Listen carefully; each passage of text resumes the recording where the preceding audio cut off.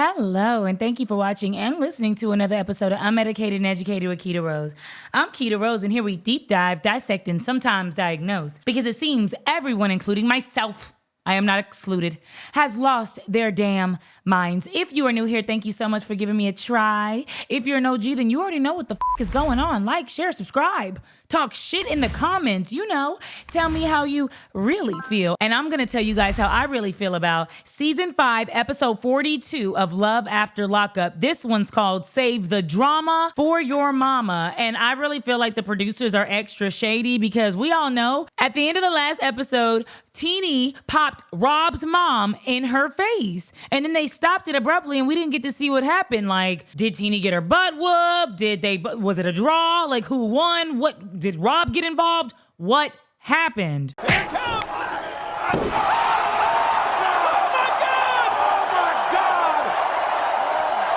my God! So it is time for Reality Recap! So the episode starts off with Teenie and Rob. Remember, Rob's been out of jail. He's getting, acquainted with the kids. The kids really love him. Teenie's been really happy. It seems like everything's going well. And all he wants to do is throw a welcome home party and have all his friends and family that supported him maybe throughout the years, or maybe they didn't, right? Be there to support him now in this transition. And so on the way there, everybody's coming up with excuses. We can't make it. My eye swole. My eye swelled. It's just like sensitive to the sun. I can't make it. I don't got no babysitter. Nobody was supporting Rob. But who did show up? Rob's mom.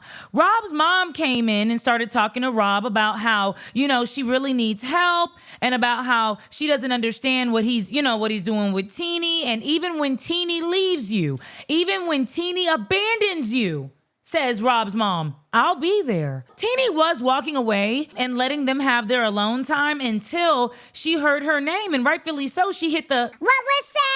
Because Rob's mom, this isn't the first time that Rob's mom told Teenie, I don't like you. I'm never gonna like you. I wish he was with his ex-girlfriend. His ex-girlfriend used to send me money. You heard me right, folks. His ex-girlfriend used to send me money, and that is the reason why I wish she was in your place. I don't want you here, and I damn sure don't want him taking care of your kids. So Teenie doubles back. She says, what is your problem with me? What is your issue? Where Rob's mom jumps up and says, well, I actually don't know what she said. She started screaming and doing a lot of this head motion and doing a lot of this. She was doing a lot of this shit.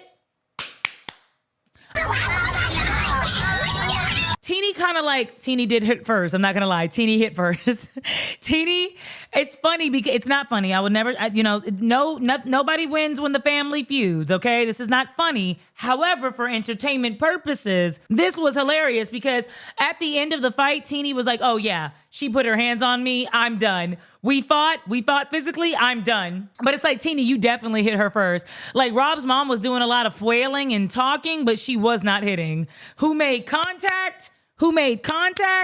Teenie made contact, and then the rest was history. It looked like Rob was like falling down. It looked like the mom fell over too. It looked like Teenie was kind of getting it in. I'm not sure. Let me know in the comments if you watched the episode. Who do you think won between Rob's mom and Teenie, okay? So as soon as they're done fighting, Rob immediately goes to Teenie, and I think he's gonna say something like, baby, I'm so sorry. Baby, are you okay? Baby, are you calm? Do you need anything? He said, now why would you do that?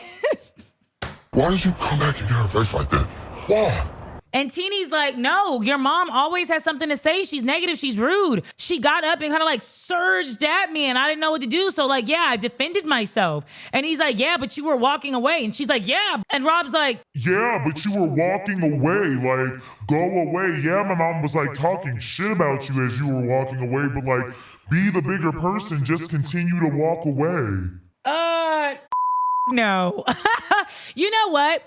Being the bigger person usually only benefits the person that was small as hell. The person that got down to the itty bitty level of pettiness and went down to hell to really serve you up some bullshit. Those are the people that benefit from you being the bigger person. I got to do whatever I wanted to you. I got to say whatever I wanted to you. I got to behave in a manner that was disrespectful to you. And I just need you to be an adult about everything and kind of just, let it go. Over my dead body. You go down, you go low, I go to hell. So Teenie's upset and they kind of just need to take a moment. One really beautiful part of this whole situation, because it was a tragedy, it is a debacle. It is upsetting when you love a man so much, but his mother or father or family member won't allow you two to be together for whatever reason. And in this case, it's money. Rob's mom has already said before that she, would always get money from Rob and like Rob's ex-girlfriend and people like that. When Teenie came about, Rob had to use his money for his family. So Teenie told us she's a stay-at-home mom. Rob was the one paying the bills. Teenie got to shop with Rob's money. The kids were taken care of with Rob's money. Rob was really stepping up and being like the father figure that Teenie needed him to be and the husband Teenie needed him to be. And because of that, less and less money went to mom, and mom wasn't feeling that. Mom wasn't liking it, okay? That did really hurt Teenie when Rob's mom was like, even when Teenie leaves you, and she walks out on you and abandons you, I'll still be there. Well, first of all, the last 6 years or whatever that Teenie was going to visit Rob with the kids every weekend in jail, yeah, all those years, you weren't there. You weren't doing anything. You were making excuses about how, you couldn't get up there and you couldn't do A, B, C, and D. Okay? Let's call a spade a spade. You weren't there for Rob. And I understand how difficult it is to be there for an incarcerated family member. Listen, my life, I'm free. I didn't do nothing wrong. You did something wrong.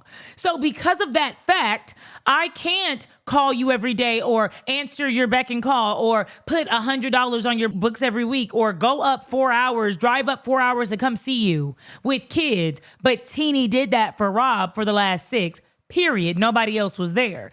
And so I really feel like just out of the general respect of you were there for my son when nobody else was, she should have a little bit more respect for Teenie, but she absolutely doesn't. And I thought that Rob was going to have her back, but it seems like, he says that it's like I'm being pulled from both ways. And a lot of men feel that way, especially when there's trouble with the mother-in-law and the wife. On this cord and they're both pulling. After they fought, Rob's mom said a couple of things about Teenie. This is all the things that Rob's mom said about Teenie. She called her a fat ass hoe. She don't want you to take care of your mama. She called her a gremlin, grambling ass hoe. If my son leave that little dusty ass bitch, she wouldn't even be able to make it. She said, I'm going to go ahead and I'm going to beat you up again. So obviously she feels like she won the fight. The mother, you're supposed to sit back, relax, and let the wife do her thing. You're done raising this man. You can't raise a boy, right? So you're supposed to be sitting back, but because you don't have money, because whatever you were doing within I'm going to say she's 50. I'm going to say she's in her 50s. Whatever you were doing in the past 50 years to obtain some type of money, career, structure, stability, whatever, it hadn't been working. And now you're relying on your son. And Rob said that in the episode. Rob says he feels like she feels like because she spent, her whole whatever taking care of Rob and she made her kids her priority and she was a good mom, right? I'm assuming she was a good mom because they still have a relationship, that now his mom wants to be able to sit back and allow him to raise her now. That's not how it works. Unfortunately, it doesn't work like that. If you are financially blessed enough to bless your parents and your parents were good parents, absolutely bless them. But that's if I have extra, not I have to not have a wife and kids and live my life. Rob's in his 30s, 40s. I can't live my life and be the adult that I need to be because I have to spend time working extra hours, making more money for you. Rob is no longer gambling and making as much money as he did in the pen. So he has a regular job now. So he can't be doing all that. Ain't no $2,000 extra just to go get your nails done. No, sorry. So as you know, we have new net cases, right? So we have Melissa and Joey. So Melissa and Joey have been together for a couple of, I think, years now. Melissa met Joey in high school and he was so cool. All the girls wanted him. I think they maybe dated a little bit, but she still held on to that high school crush. This is the guy that I've always wanted my whole life, right? Even though Joey had faced years and years and years and years of drug use and criminal activities that landed him in jail, right? So Melissa is 41. She's a bartender. And Joey was facing jail time for armed robbery and aggravated assault. He's been out of prison for 18 months now. And if you can remember in the last season, Joey's kind of like a mama's boy. His mom has always had his back, so his mama don't play about him. And his mama cannot stand Melissa. She just does not like Melissa. My mom's and Melissa's relationship in the beginning was real rocky, you know. Melissa feels the same way about his mom. She thinks that Joey is too much of a mama's boy because he always has to ask for her permission and he had to parole at her house. And she was also really upset about Joey not having enough money as soon as he got out of jail. She was like, you're not a man and you need to provide. You need to be buying me a house. You need to be buying me a ring. Like, why are you working at a stupid ass pizza shop? Do you think that I want a man that works at a pizza shop? And it's like, girl, I just got out of prison and I've been a drug addict my whole life. Joey even says in the episode, and I know, I know that these women be so irritated with their men because men are, you know, they tend to be a little bit more open, a little bit more like, I don't care what you think, it is what it is. And so Joey was like, I've never had money. I've never had a dime. Every bit of money that I ever got, I actually spent on drugs. And the only time I ever saved up enough money, like in an actual savings account, I had reached about 3,000 and then blew it. It's like, well, damn. That's honest. So Melissa's mad that he never had money. But I guess if he told us that, I'm sure he told her that. He's never had money, right? So Joey lets us know that he's now working still at the pizza shop, but he's working as a personal trainer and he works at a smoothie shop. So homie is hustling, right? Because he wants to save up enough money. He's telling his mom that he really wants to buy Melissa a ring. And she told Joey she wants a 2-carat ring. So Melissa wants a 2-carat ring. Melissa wants a ring because she lets us know that she's struggling with trust issues. She's had a lot of relationships and none of them worked. All of the men in her life have abandoned her, walked right out the door, didn't even pass go. Literally, she came in, she thought her man was going to be on the couch. He packed up all of his shit, he left. She didn't say that, but that's how I imagined it because the producers did something kind of weird where they showed us a picture of like every relationship that Melissa was in. It was like 6 guys and she was like, yeah, all my past relationships, they just left me. Uh-oh. Red flag, huh? So Melissa just wants a ring. She wants a ring to symbolize that I am going to be in your life forever. I am not going to leave you like the other 6 or 7 or 8. It was a lot. Like the other men did. I got your back forever, baby. I'm going to be here. And one thing I do like, I like that Melissa and Joey are so honest. They fight on camera. They love on camera. They kiss on camera. They pretty much do everything. There was even a scene where she was like, "Bow, butt ass naked." They was going to do it on camera, but we couldn't have went that far. And yeah, I like their relationship a lot, but I think that Melissa has unrealistic expectations of Joey. He just got out of jail and it's going to take him years. So then we move on to Bianca and Daniel. Bianca's still extremely upset with Daniel because she pays all the bills. She takes all the money that she got from the accident and she's provided a home. She's furnished a home. She done got him an apartment. She pays for all the food. She pays for all the drinks, the dinner, everything that they do she pays for because Daniel has absolutely no money. Bianca's only 23. Daniel's 31. And he cannot provide for himself because he just got out of jail. And so she thinks the least that he can do is make her a cup of coffee when she wants a cup of coffee. I feel like Daniel owes me something. I feel like I've done a lot. He didn't even want me coffee, you know? Uh-huh. And Daniel said, no, I already made you breakfast. And Bianca's like, I don't care. Whenever I want coffee, that's the least you can do. And he's like, well, you haven't even given me a moment to show you if I can do more. It's only been a day or two. And I kind of get what Bianca was trying to say in the moment. I don't think she was able to articulate it, but she's saying for the past 8 months or for however long we've been together, you haven't been able to do anything because you've been in jail. And now you're saying, give me more time, but I've already added the time that you had when you were in jail, right? So these men get out and they're like, hey, I've only been out for about 3 months. Give me some grace. But these women are adding on the months that they were in jail. So it's like, it's 5 years plus 3 months that I've been waiting for you to get your shit together. You know, I was hoping you would get a degree or a certificate or some type of skill up in jail. Hope was hoping that Arthur would really dive into this passion. Remember Hope and Triangle Head Man was really, she was hoping that he would dive into the passion of fashion designing so that they could make a little bit of money, but he was kind of like bullshitting a little on that one, right? Kim bought her man a car. so that, he could go to and fro work, and all he's been doing is just picking up the kids from school. So I just think that Bianca needs to back off. It's only been a day. What do you expect? But Bianca tells the producers, right, with Daniel sitting next to her, that she feels like Daniel owes her something. She feels like Daniel owes her like a lot of wages, a lot of things, a lot of whatever, happiness, period. Like, just happiness. She believes that because she went out of her way to make sure that Daniel is comfortable, he should always go out of his way to make sure she's comfortable. And getting her that cup of coffee is going to make her very comfortable. But Daniel says absolutely not. So they're on the way to the probation officer, and so they're going to see if, I keep mixing up probation and parole. Let's just say PO for both, right? So they're on the way to the PO, and they're hoping that he's going to allow Daniel to live with Bianca. But he has to go meet her. So they go and walk into the building, but they don't allow cameras nor Bianca to be in the meeting. So Bianca doesn't know what's going on. Is he going to have to stay at a halfway house? And she just spent all this money. I think she said like $8,000, $9,000 on that apartment for no reason. She's just going to be there by herself.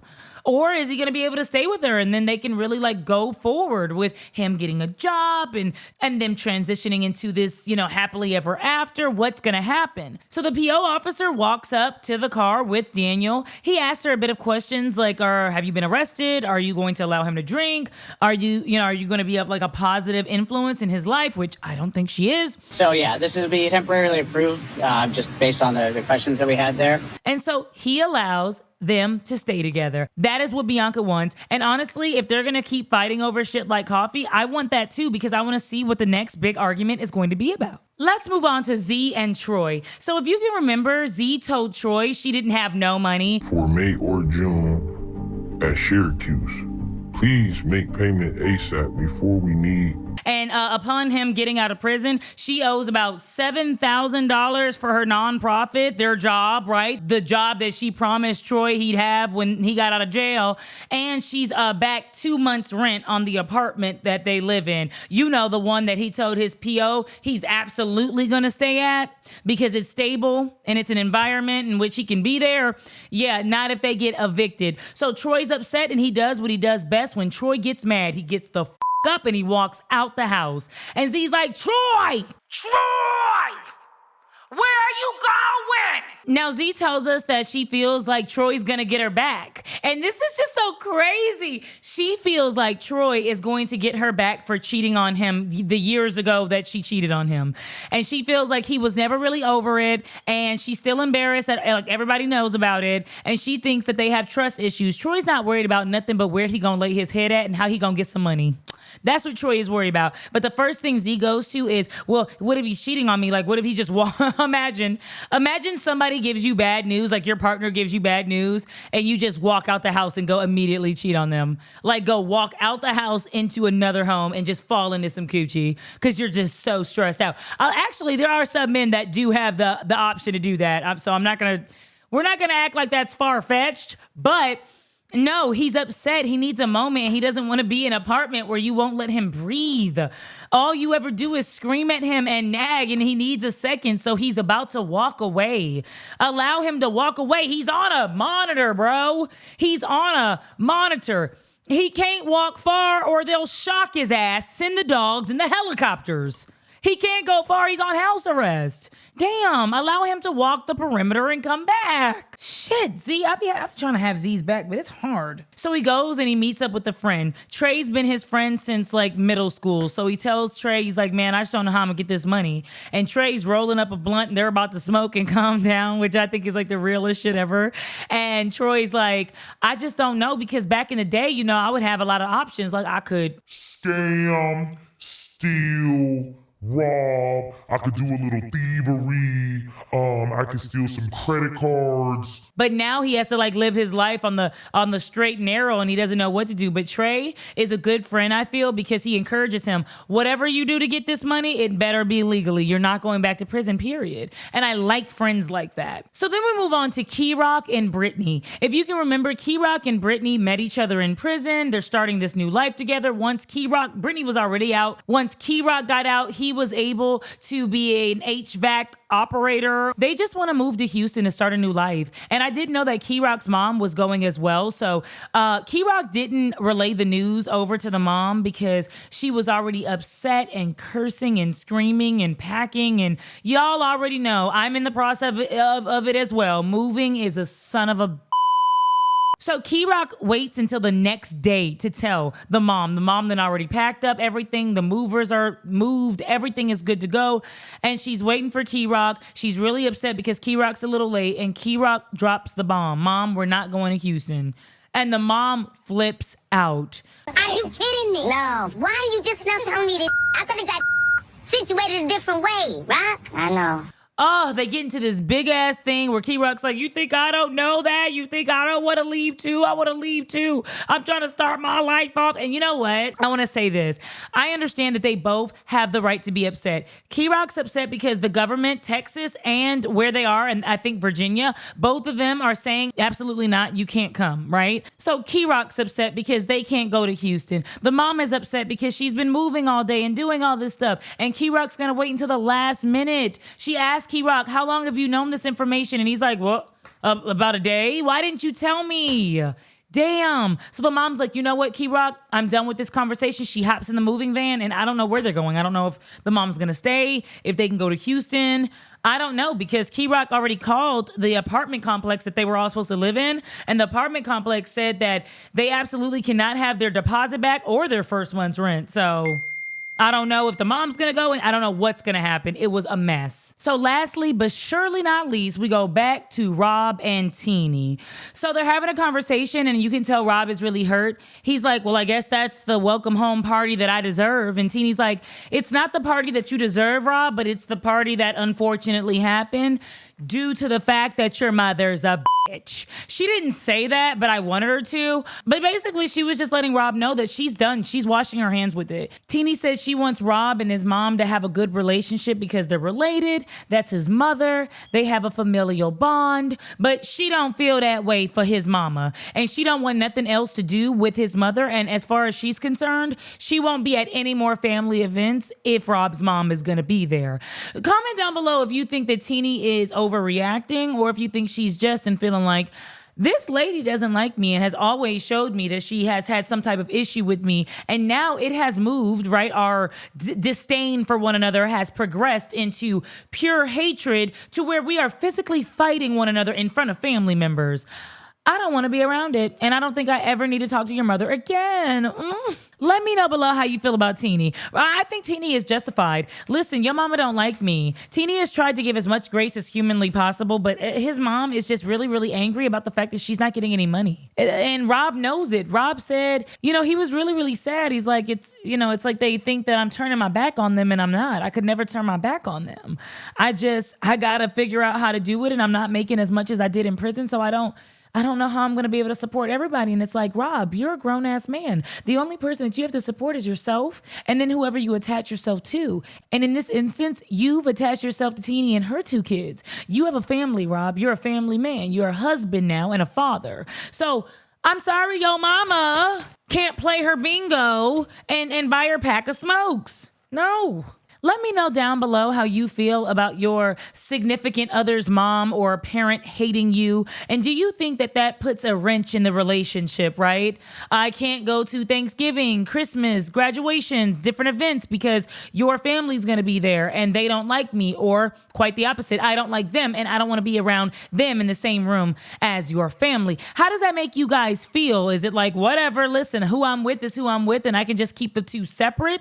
Or is it, no, I want my spouse and my kids to be all happy in unison with my family, and I would be very upset if it was any other way. Tell me how you feel about this recap and about this season so far. Do you think Teenie won the fight against Rob's mom, or was Teenie eating them punches up? Who do you think won between Teenie and Rob's mom? And until next time, I will holla.